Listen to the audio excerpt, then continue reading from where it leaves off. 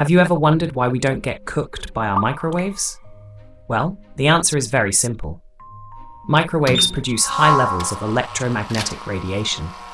This radiation heats the water molecules in our food.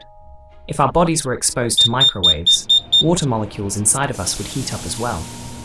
You would feel a warmness like bonfire flames against your skin on a warm night. And after a short period of time, your internal organs would begin to cook. One simple part of your microwave prevents this from happening.